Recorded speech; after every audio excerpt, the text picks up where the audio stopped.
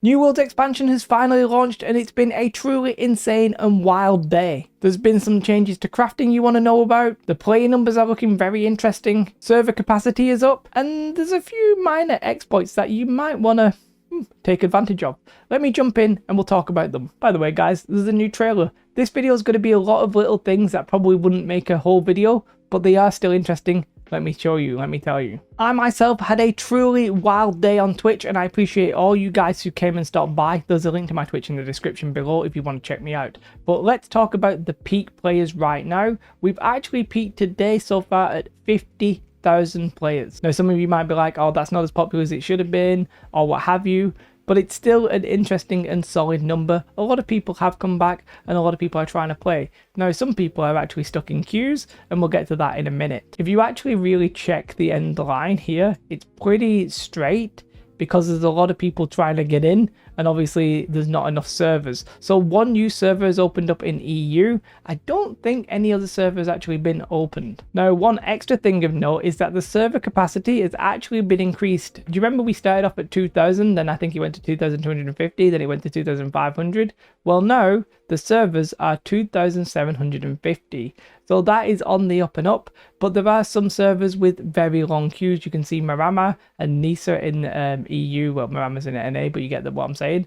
I've obviously got very long queues. So there has been a new server, for example, in EU, Hercules has been opened. I would not be surprised if we see another US East server. However, it's a little bit weird because Marama is very full, but Valhalla not quite as much, so you can't see because I'm slightly in the way. But you know, servers are very interesting right now. Now one of the problems is, even if you make a new server, who can get to that new server? Only really new characters, because the only way you can get there is by going into the game and then transferring out. But if you're into the game, you're sort of happy. They need to at some point make it so you can transfer from the main menu, but are they ever going to do that at this point? I don't really know. Maybe that's something they need to think about for Lord of the Rings. I think they're reluctant to just open new servers because then there'll be a lot of empty servers, a lot of easy materials and that kind of thing, so it sort of makes sense. Now this is also very interesting, the top sellers on Twitch. So we can see that New World is currently in positions 3 and 4. By the way, it's on sale, so the main game is actually on sale now for like 13 quid. Like, I don't know what that'll be in dollars, so maybe like 15, something like that. Not that expensive.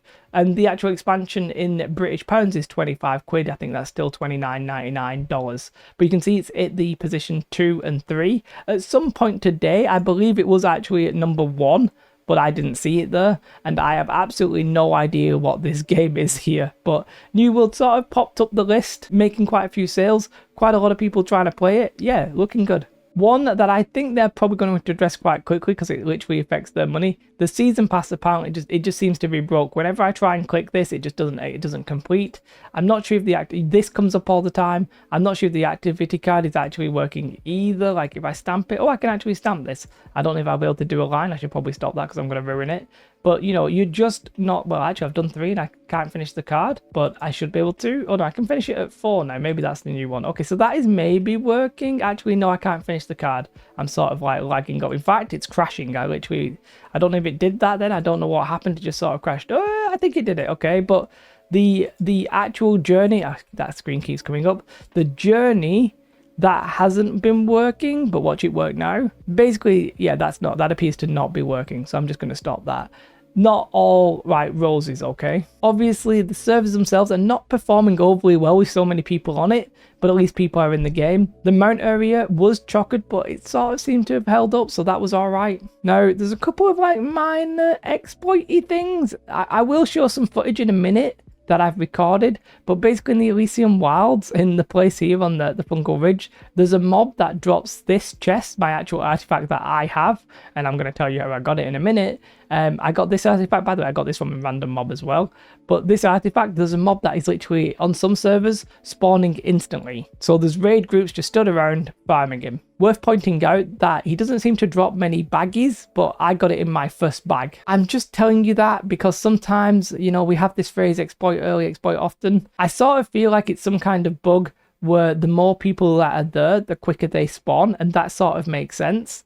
But they just obviously can't get it right because this also happened, I think, in Brimstone Sands. And then, for me, on the other hand, you've got the mobs, I think, like the guy who drops the human idol for the trophy, the human trophy.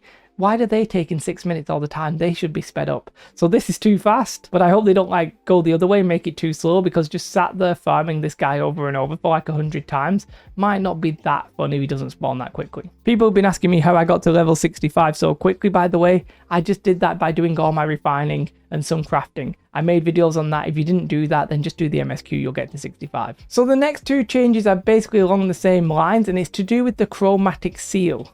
So for artifacts, what's actually happened is you now need a Chromatic Seal to change the last perk on the artifacts, right? You need one. I'm pretty sure that was not the case, okay? You still need the armor matrix, but you need one. Now, these are 5,000 gold and quite a few faction tokens. But for me, that's not the most egregious part. It's the fact that named items now need 3 of these.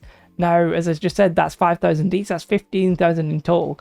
I don't like this change. I think it's too egregious. I think it's too like time gated as well, and I'll talk about why in a second. It's just too expensive to upgrade named items, and unless the named item is pretty much BIS, you're just not going to do it because there's going to be other sources of gear. I don't think this was a needed changes. Like the matrices were already quite expensive. I don't think this was required.